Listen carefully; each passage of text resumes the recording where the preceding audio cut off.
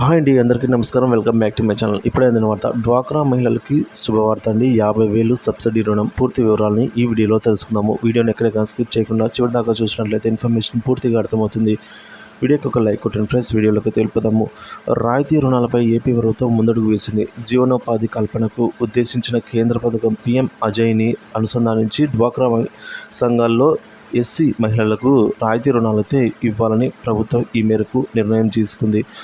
ఇకపోతే 3 లక్షల రూపాయల నుంచి 3 లక్షల రూపాయల వరకు రుణం తీసుకోవచ్చు. ఈ మొత్తాన్ని 50 లేదా గరిష్టంగా 50,000 రాయితీ అయితే లభిస్తుంది. మిగతా అప్పుపైన వడ్డీ భారం లేకుండా ప్రభుత్వం చర్యలు తీసుకునింది. మొదట 1,500 మందికి రుణాలు ఇవ్వనున్నారు. సో ఈ మేరకు అధికారులు అయితే ప్రణాళిక సిద్ధం చేశారు. రాయితీ విడుదలకు 3 ఏళ్లలో కేంద్ర ప్రభుత్వం 151 కోట్లు అయితే ఇవ్వనుందన్నమాట. ఈ పథకం కింద ప్రస్తుతం 100 రోజుల ప్రణాళిక సిద్ధం చేసిన అధికారులు తర్వాత నిరంతర ప్రక్రియగా అయితే 3 ఏళ్ల పాటు కొనసాగించేందుకు కసరత్తు అయితే చేయనున్నారు. ప్రతి నియోజకవర్గం నుంచి లబ్ధిదారులు ఉండేలాగా అధికారులు అయితే చర్యలు తీసుకుంటున్నారు. లబ్ధిదారులు తీసుకున్న మొత్తాన్ని నెలవారీ వాయిదాల్లో చెల్లించాల్సి ఉంటుంది.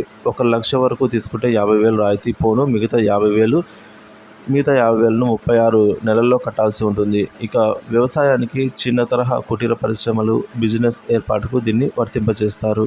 కాగా ఎస్సీ లబ్ధిదారుల పేరుతో ఇతర వర్గాల వారు రాయితీలు పొందకుండా ప్రభుత్వం చర్యలు అయితే తీసుకుంటుందన్నమాట. కేవలం ఎస్సీ వర్గాల మహిళలకు మాత్రమే అయితే ఈ రాయితీ లభించనుందండి. 50,000 వరకు గరిష్టంగా సబ్సిడీ అయితే ఇందులో పొందవచ్చు.